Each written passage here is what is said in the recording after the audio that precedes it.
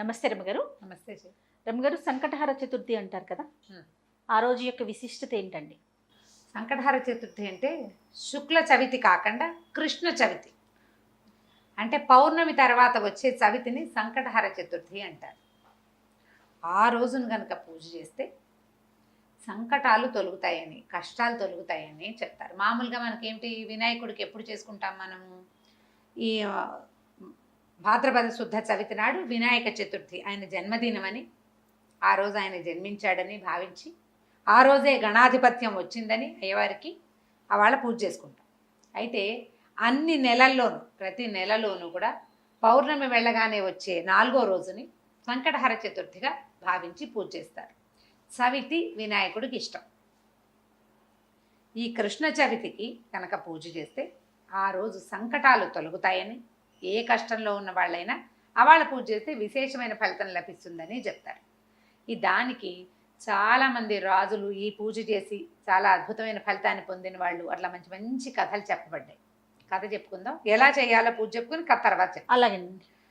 సంకటహర చతుర్థికి ఏంటంటే ఉదయం ఉపవాసం ఉండి సాయంకాలం చంద్రోదయం అయ్యాక పూజ చేసుకుని భోజనం చేస్తారు. వినాయక పూజ. వినాయక పూజ అంటే వినాయకుడికి మన సంబంధించిన స్తోత్రాలు చదవటం. సాధారణ పూజ అయినా కూడా వినాయక సంబంధమైన స్తోత్రాలు చదువుకోవాలి. చంద్రోదయం అయ్యాకే పూజ చేయాలి. ఆయనకి ఇష్టమైన కుడుములు, ఉండ్రాళ్ళు అవి నివేదన చేస్తారు. గరిక సమర్పించటము. ఏకవింశతి పత్ర పూజ చెప్పరు సంకటహర చతుర్థి. ప్రధానంగా చేయాల్సింది ఏంటంటే దూర్వాయుగ్మ పూజే. దూర్వాలు ఎక్కువ లేవు, 21 దూర్వాంకురాలు లేవు. 2 దూర్వాంకురాలైనా సరే సమర్పించి పూజ చేసుకోవాలి. వినాయకుడిని తలుచుకుని పూజ చేయటం. పగలు ఉపవాసం దీని నియమం. పొద్దుటిపూట ఉపవాసం ఉండాలి. చవితిని జ్ఞాపకం పెట్టుకోవాలి ప్రత్యేకంగా. చాలామంది ఏం చేస్తారంటే దేవాలయానికి వెళ్ళిపోతారు. చవితి నాడు సాయంకాలం దేవాలయానికి వెళ్ళిపోతే వినాయకుడికి పూజ చేస్తారు. దగ్గరుండి పూజ చేసేసుకుని ఇంటికి వచ్చి భోజనం చేసేయచ్చు. ఇంట్లోనే అలా చేసుకుందాం అని భావించేవాళ్ళు కుడుములు కానీ, ఉండ్రాళ్ళు కానీ ఏదైనా ఒక పదార్థం చేసుకోవటం. సూర్యాస్తమయం అయ్యాక దీపారాధన చేసుకుని చంద్రోదయం అవుతుండగా గణపతి పూజ. మన దగ్గర ఎట్లాగో గణపతికి సంవత్సరం అంతా చేసుకునే పూజ పుస్తకం ఉంటుంది కదా, ఏటా చేసుకునేది. ఆ పుస్తకం ఆధారంగానే చక్కగా చదువుకోవటం, స్తోత్రం, ఆయనకి పూజ అది సమర్పించి తర్వాత నైవేద్యం పెట్టి హారతి ఇచ్చి ఇవాళకి అయిపోయింది భోజనం చేయటం. అది ఎట్లా అంటే ప్రతి నెల కనుక చేస్తే చాలా విశేషమైన ఫలితాన్ని ఇస్తుంది. పిల్లలు ఇబ్బందుల్లో ఉన్న వాళ్ళకి, సంతానం తాలూకు ఇబ్బందులు తొలుగుతాయి. సంసారపు కష్టాలు వాళ్ళకి దొరుకుతాయి. వ్యాపారంలో ఎన్నిసార్లు మొదలుపెట్టినా వ్యాపారం ఆగిపోయేవాళ్ళు, తర్వాత ఉద్యోగార్థులు, ఏ ఉద్యోగము రాని వాళ్ళు, అలాంటి వాళ్ళు ఈ సంకటహార చతుర్థి చేస్తే, అది ఎట్లా చేస్తామంటే వినాయక చవితి నాడు చవితి చేసుకుంటాం. అవునండి కదా. వినాయక చవితి తాలూకు పౌర్ణమి వెళ్ళాక మనకి పెద్దల రోజులు మొదలవుతాయి. మహాలయ పక్షాలు. మహాలయ పక్షాల్లో మొదలు పెట్టరు. మహాలయ పక్షాలు అంటే పెద్దల రోజులు అంటారు, పితృపక్షాలు కదా. అందుకని భాద్రపదం వెళ్ళాక ఆశ్వీజ చవితి నుంచి మొదలు పెట్టుకోవాలి. సాధారణంగా 5 చవితులు చేసుకోవటం, లేకపోతే 9 లేదా 11 చవితులు చేయటం. 11 అంటే మనం ఆశ్వీజం మొదలు పెట్టామనుకోండి, ఆశ్వీజము, కార్తీకము, మార్గశిరము, పుష్యము, మాఘం 5 రోజులు, 5 నెలలు. తర్వాత చైత్రము, వైశాఖము, జ్యేష్టము, ఆషాఢము, శ్రావణము, అక్కడికి 10 రోజులు, 10 నెలలు. తర్వాత వచ్చేది ఏమిటి? వినాయక చవితి. శ్రావణం తర్వాత వచ్చేది వినాయక భాద్రపదం. ఇది 10 కృష్ణ చతుర్థులు చేసి 11వది ఈ శుక్ల చతుర్థి మన వినాయక చవితితోటి పూర్తి చేసుకోవచ్చు. ఒకవేళ ఏడాదంతా చేయదలుచుకున్న వాళ్ళు కనుక ఇట్లా చేయొచ్చు, ఇలా చేసుకోవచ్చు. లేదా 5 చవితులు చేసుకుంటున్నా సరే. కొంతమంది 2 చవితులు చేసే విధానం కూడా ఉంది. ఒకటి సంకష్టహర చతుర్థి చేసుకోవటం, ముందు చవితి కూడా ప్రతి నెలలో వచ్చే 2 చవితులు వినాయక పూజ చేసుకోవటం, వినాయకుడికి దేవాలయానికి వెళ్ళటం. ఒకవేళ చవితులు చేసుకోవటం మా ఇంట్లో లేదండి, మా వాళ్ళు ఎవరు చేసుకోరు, మొదలు పెట్టాలంటే భయం వేస్తుంది, కొంతమంది కొత్త మొదలు పెట్టడానికి భయపడతారు కదా, అలాంటి వాళ్ళు ఈ చవితి నాడు జ్ఞాపకం పెట్టుకుని దేవాలయానికి వెళ్ళి దర్శనం చేసుకోండి.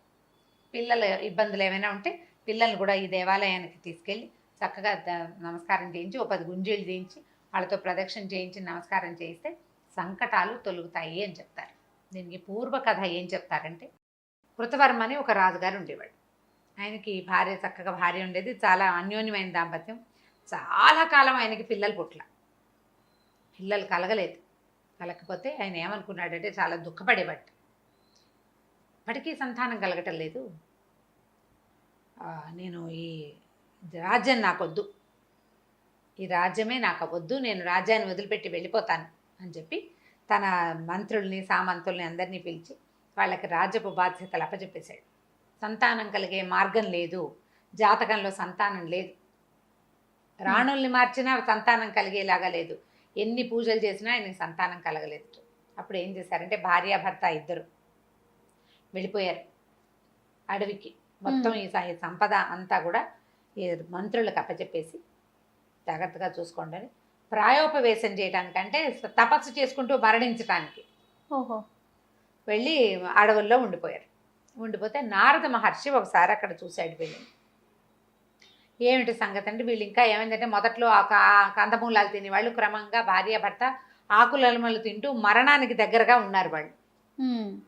అప్పుడు ఈ నారద మహర్షి వీళ్ళని చూసి ఈ కృతవర్మ తాలూకు ముందు తరం వాళ్ళు వాడి తాత తండ్రులు ఉన్నటువంటి స్వర్గంలో కూడా లేరు, వాళ్ళు నరకంలోనే ఉన్నారు, పితృలోకాల్లో ఉన్నారు.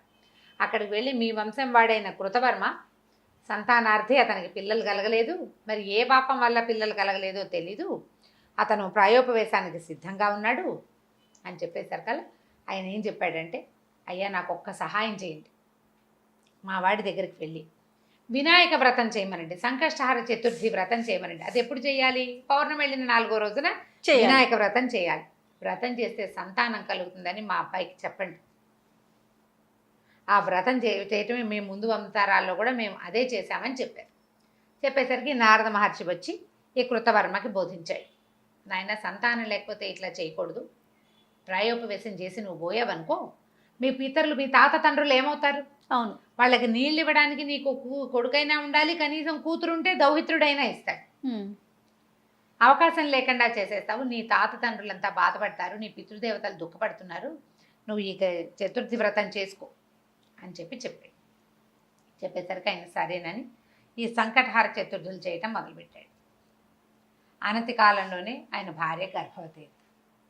సంతానం కోసం మరి ఈ తపశ్చర్య మానేసి పూజ చేసుకోవటం మొదలుపెట్టి సంసారంలో పడ్డారు మళ్ళీ వాళ్ళు. గర్భవతి అయ్యేసరికి అబ్బో ఎంతో సంతోషించారు, వేడుకలు చేసుకున్నారు. ఈవిడ గర్భవతి అన్న కబురు తెలియగానే ఈయన రాజ్యానికి తీసుకెళ్ళిపోయారు వాళ్ళంతా వచ్చి. ఎంత విశేషంగా చేశారో, చాలా విశేషమైన వేడుకలు చేశారు. ఈయన ప్రతి నెల చేసేవాడు. ఆవిడ గర్భవతి అవ్వకముందు చాలా జాగ్రత్తగా చేశాడు. గర్భవతి అయ్యాక కొద్దిగా పూజ చేస్తూ ఉండేవాడు, బొమ్మోమ్ అనేవాడు. వచ్చేసింది కదా ప్రెగ్నెన్సీ. అయితే ఏమైంది, కొన్నాళ్ళకి ఆవిడ 10 నెలలు 11 నెలలు అయ్యాక కన్నది పిల్లవాడిని.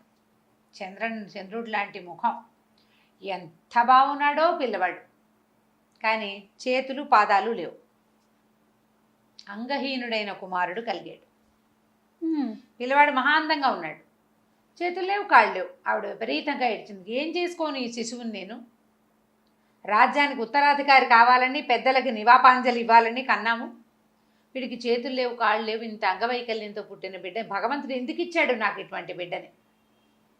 నేనేం చెయ్యాలి అని విపరీతంగా దుఃఖించింది. అయితే అప్పుడు 100 మంది ఋషులు వాళ్ళు వచ్చి, అమ్మ కార్యకారణ సంబంధం ఉంటుంది, ప్రతిదానికి ఒకటి జరిగిందంటే దానికి ఒక కారణం ఉంటుంది, ఇలా జరగడానికి దానికి ఒక కారణం. దీనికి ఇప్పుడు నీకు నీ పెద్దలకి నీళ్ళు ఇవ్వడం కోసం జన్మించిన కుమారుడికి చేతులు వస్తాయేమో రేపొద్దున, పిల్లవాడిని సంరక్షించండి అని చాలా చెప్పారు. చెప్పేసరికి సరే ఏం చేశారు, కృతవీర్యుని కుమారుడు కార్తవీర్యుడు అని పేరు పెట్టి పెంచుకున్నారు పిల్లాడికి 9 సంవత్సరాలు 11 సంవత్సరాల దాకా వయసు వచ్చింది. ఒడుగు చేశారు. ఒడుగు చేసిన అబ్బాయి జపం చేయలేడు, ఏం చేయలేడు, చేతులు లేవు కదా, అలాగే పెరిగాడు. రాజు చేయవలసిన క్రియగా చేసేసారు, యజ్ఞోపేతం వేసి పెట్టారు. అయితే అబ్బాయికి 11 సంవత్సరాలు వచ్చిన తర్వాత దత్తాత్రేయ స్వామి వచ్చారు ఇక్కడికి. వచ్చి నీ అపురూపమైన నీ కుమారుడిని చూడడానికి వచ్చాను నేను, చాలా అపురూపమైన కుమారుడు కలిగేట నీకు, వాడిని చూడడానికి వచ్చానంటే బాధపడ్డారు. కానీ వీళ్ళు ఆ పిల్లాడిని తెచ్చి చూపించారు. చూపిస్తే ఆయన కృతవీర్యుడు చాలా దుఃఖపడ్డాడు. నేను సంకటహర చతుర్థులు చేశాను, చతుర్థి వ్రతాలు చేశాము కుమారుడు కోసం, ఎందుకు గణపతి నాకు ఇటువంటి కుమారుని ఇచ్చాడో తెలియలేదు నాకు అంటే, ఈయన ఏమన్నాడంటే, నువ్వు వ్రతం చేసేటప్పుడు ఆచమనాదులు సరిగ్గా చేయలే, చేయవలసిన క్రియలు కొన్ని సరిగ్గా చేయకపోవటం వల్లే ఉండవలసిన కొన్ని అవయవాలు లేకుండా పోయాయి. ఓహో. నీ తాలూకు కర్మానుభవం వల్ల నువ్వు పొరపాటు చేసావు, అది పిల్లవాడు అనుభవించవలసి వచ్చింది. వీడు అనుభవ కాలం తీరిపోయింది అని ఈ అబ్బాయికి ఏకాక్షర గణపతి మంత్రాన్ని ఉపదేశం చేశాడు. నాయన, గణపతిని ప్రార్థించు, ఈ జపం చేసుకో, గణపతిని కూర్చొని తపస్సు చెయ్యి, నువ్వు ఊహించలేనటువంటి గొప్ప అదృష్టం నీకు లభిస్తుంది, ఇవాళతో నీ దశ మారిపోయిందని చెప్పాడు. గణపతి మంత్రాన్ని తీసుకున్న పిల్లవాడు, నేను ఇక్కడ ఉండను, నన్ను అడవికి పంపించేసి. అడవికి పంపించాలంటే పిల్లాడిని అడవలేడు, ఎవరినైనా పంపాలి. అప్పుడు ఒక మనిషి వాహనాన్ని ఏర్పరిచి, నరవాహనాన్ని, ఈ పిల్లవాడిని అక్కడి అడవిలోకి పంపించారు. పంపిస్తే అతను ఒక ఏకదీక్షతో కూర్చుని ఎంత తపస్సు చేశాడో కొన్ని సంవత్సరాల పాటు. చివరికి గణపతి ప్రత్యక్షమయ్యాట కార్తవీర్యుడికి. ప్రత్యక్షమయ్యి సహస్ర బాహువులు ఇచ్చాడు ఆ అబ్బాయికి. చేతులు లేని పిల్లవాడికి 1000 బాహువులు ఇచ్చాడు. పాదాలు వచ్చేసినాయి, ఈ చేతులకి 1000 చేతులు. ఒక చేతితో జపం చేయవలసిన జపమాలతి పలుతున్న వాడికి 1000 చేతులు వచ్చేసి ఇచ్చి అతను లేచి నిలబడితే ఆ ఆకారాన్ని చూడడానికి దేవతలు భూమి భయపడ్డారు. అంత శరీరం వచ్చింది అతనికి తపశ్చర్య వల్ల. దేవతలంతా ఓహో అన్నారు, నువ్వు సామాన్యుడివి కాదన్నారు, నీ అంత గొప్పవాడివి నువ్వేనన్నారు. దత్తాత్రేయ స్వామి వారి భక్తుడిగా మారాడు ఈ కార్తవీర్యుడు. చాలా విశేషంగా అప్పటి నుంచి ఎప్పుడూ నిత్యము కూడా ఈ గణపతి పూజని అతను చేసుకుంటూ ఉండేవాడు. ఈ కార్తవీర్యుడు ఎవరు అంటే సుదర్శన చక్రాయుధం తాలూకు అంశావతారం అని చెప్తారు. విష్ణు భక్తుడు ఆయన. ఇట్లా పుట్టాడు, దత్తాత్రేయ స్వామికి భక్తుడిగా మారాడు. సంకటహర చతుర్థి వ్రతం చేయటం వల్ల పుట్టిన కుమారుడు. ఆ చతుర్థుల్లోనే జపం చేయటం వల్ల అతనికి 1000 చేతులు వచ్చినాయని. తర్వాత ఆయనకి పరశురాముడి వల్ల ఆయనకి గర్భభంగం జరిగింది, శాప విమోచనమై మళ్ళీ సుదర్శన చక్రాయుధంగా మారిపోయి వెళ్ళిపోయాడు వెనక్కి. ఈ విష్ణుమూర్తి అంశం కలిగినటువంటి దత్తాత్రేయ స్వామి త్రిమూర్తి అవతారుడు. దత్తాత్రేయ స్వామి భగవంతుడు తన భక్తుణ్ణి ఎట్లా కరుణిస్తాడంటే, ఒకటేమో దత్తాత్రేయ స్వామిగా వచ్చి ఇతనికి మంత్రోపదేశం చేశాడు. అవును. పరశురాముడుగా వచ్చి అతని శాప విమోచనం చేశాడు. తన భక్తుడైన సుదర్శనాన్ని తన చెంతకే చేరుకున్నాడు విష్ణుమూర్తి. ఈ కథకి కారణం మహాగణాధిపతి యొక్క పూజ. ఆ సంకటహర చతుర్థి పూజ వల్లే ఇతనికి భూలోకంలో పుట్టడం కుదిరిందనమాట. ఈ కథని చెప్తారు. సంకటహర చతుర్థి చేసిన వాడికి, సంతానం లేని వాళ్ళకి సంతానం కలుగుతుంది. అందులో పొరపాట్లు చేయకూడదు, జాగ్రత్తగా చేయాలి. నియమం ఏవేవో పెట్టుకోవద్దు, సులువైన నియమం పెట్టుకోండి. పగలు ఆహారం తీసుకోము, అన్నం తినం, పగలు అన్నం తినం, రాత్రి అన్నం తింటాం. ఓకే. నువ్వు ఇంట్లో చేసుకుంటావా గుళ్ళో చేసుకుంటావా నియమం పెట్టుకో. అన్ని వారాలు ఇంట్లోనే చేసుకో, అన్ని నెలలు, లేదా అన్ని నెలలు దేవాలయానికే వెళ్ళు. నియమాలు తప్పద్దు. అంతకంటే పెద్ద హడావిడి ఏం లేదు అందులో, చాలా సింపుల్. పగలు ఉపవాసం ఉంటాం, సాయంకాలం చక్కగా కుడుములు వండుకుంటాం, బియ్యపు రవ ఉడికించి వాటిని ఉండలు చేసుకుని దాన్ని మళ్ళీ ఇంకొకసారి ఉడికించి అది ఏమంటారు ఆవిరిలో పెడితే కుడుములు తయారైపోతాయి. వినాయకుడికి కుడుములు నివేదన చేసుకోండి ఇంట్లో చేసుకునేటట్టయితే. దేవాలయానికి వెళ్తే ఎట్లాగో పళ్ళు ఫలాలు పట్టుకెళ్తారు, అక్కడ చేసే విధానం ప్రకారం అక్కడ పూజా విధానం జరిగిపోతుంది. చొక్కొచ్చాక తినాలి. నేను ఇవి ఏవి చేయలేనండి అంటే గణపతికి దండం పెట్టుకోండి, మీకు చాతొచ్చిన స్తోత్రం చదువుకోండి, కుడుములెద్దు, అరటిపళ్ళు కొబ్బరికాయ నివేదన చేసుకోండి, పొద్దున చేయండి, సాయంకాలం దీపం పెట్టుకున్నాక భోజనం చేయండి. నియమం నిర్ధారించుకోండి ఏదైనా ఒకటి, కానీ నిష్టగా చేయండి. ఆ నియమాన్ని మాత్రం వదిలిపెట్టకుండా చేసుకోవచ్చు. సంకటహర చతుర్థులు చేస్తే చాలా సమస్యలు తీరుతాయని చెప్తారు. సంకటహర వినాయక స్తోత్రం ఒకటి ఉంది, దాన్ని చదువుకుంటే చాలా ఫలితం లభిస్తుంది. ఈ పూజ చేసుకునే వాళ్ళకు కూడా అన్ని రకాల ఫలితాలు లభిస్తాయి. చాలా విశిష్టత ఉంది అయితే కదరమ్మ గారు. అవును, తప్పకుండా అండి. నమస్తే. నమస్తే జయ.